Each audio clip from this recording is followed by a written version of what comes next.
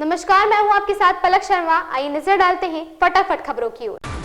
चुनाव आयोग और निष्पक्ष चुनाव संचालन पर कांग्रेस नेता अधीर रंजन चौधरी ने कहा कि चुनाव आयोग को निष्पक्ष होना चाहिए या किसी पार्टी का नहीं होना चाहिए।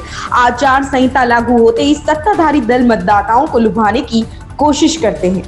कश्मीरी अलगाववादी नेता यासीन मलिक के संगठन पर प्रतिबंध बढ़ा दिया गया है। नरेंद्र मोदी सरकार ने आज ऐलान किया कि जम्मू और कश्मीर लिबरेशन फ्रंट 5 साल की अवधि के लिए एक और गैर कानूनी संगठन होगा। केंद्रीय गृह मंत्री अमित शाह ने कहा कि प्रतिबंधित संगठन जम्मू कश्मीर में आतंक और अलगाववाद को बढ़ावा देने वाली गतिविधियों में शामिल है। दिग्गज कांग्रेस नेता नवजोत सिंह सिद्धू लोकसभा का चुनाव नहीं लड़ेंगे। चंडीगढ़ में राज्यपाल से मुलाकात के बाद उन्होंने मीडिया से बात में यह खुलासा किया। सिद्धू ने कहा कि टिकट की कोई बात नहीं, मुझे लोकसभा में जाना ही नहीं, अगर जाना होता तो आज मंत्री होता।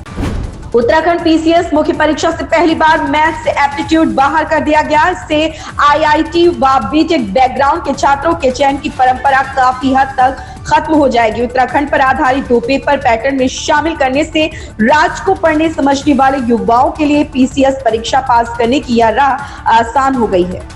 लोकसभा चुनाव के लिए राष्ट्रीय जनतांत्रिक गठबंधन के अंदर सीट बंटवारे को लेकर उठापटक खत्म होने के पहले निर्वाचन आयोग की ओर से अधिसूचना की तारीख आ गई है। इसे देखते हुए शुक्रवार को मुख्यमंत्री नीतीश कुमार के नेतृत्व वाली सरकार की एनडीए सरकार ने मंत्रिमंडल का आकार बढ़ा दिया। शुक्रवार को भारतीय जनता पार्टी के 12 और जनता दल यूनाइटेड के 9 मंत्रियों ने शपथ ली। इसके साथ ही मुख्यमंत्री समेत बिहार में मंत्रियों की संख्या 30 हो गई।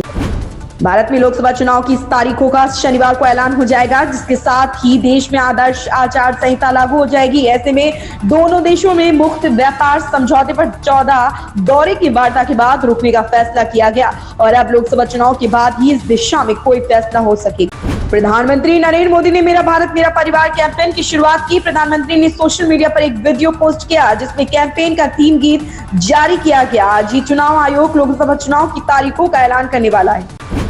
शराब नीति घोटाले से जुड़े मनी लॉन्ड्रिंग मामले में मुख्यमंत्री अरविंद केजरीवाल आज दिल्ली की राउज एवेन्यू कोर्ट में पेश हुए।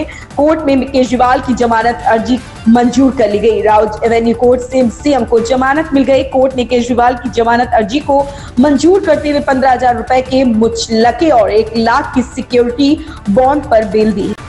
अगर आप दिल्ली में एक सफर कर रहे हैं तो यहाँ की सड़कों पर एक दृश्य आम है। एक जर्जर डीटीसी बस हाफती हुई राजधानी में बिखरे हुए कई फ्लाईओवरों में से एक पर चढ़ने के लिए संघर्ष कर रही। फ्लाईओवर के शिखर पर पहुंचने से पहले बस एक आखिरी बार हाफती है और बस हार मान लेती है। इसके बाद रुकी हुई बस के कारण होने वाला ट्रैफिक जाम, जो कभी कभी 1 लेन तो कभी कभी 1.5 लेन को जाम कर देता है, यह यात्रियों के लिए लगभग हर दिन आने वाला एक आम बुरा सपना है। हर हफ्ते की हर इस हफ्ते भी सिनेमा घर में नई फिल्मों की गुलजार हुआ। एक ओर जहां पहले से ही कई फिल्मों का बॉक्स ऑफिस पर कायम था, तो वहीं दूसरी ओर दर्शकों को थिएटर में 2 और नई फिल्मों का जलवा दिखा। इस शुक्रवार को सिद्धार्थ मल्होत्रा की योद्धा और आदर्श शर्मा की बस्तर द नक्सल स्टोरी 2 फिल्में सिनेमा घरों में रिलीज हुई, जिससे दर्शकों की अच्छी प्रतिक्रिया भी मिली। वहीं बीते हफ्ते रिलीज हुई अजय देवगन की शैतान का जलवा बॉक्स ऑफिस पर अब भी बरकरार है। इन खबरों में बस इतना ही। बने रहें हमारे साथ।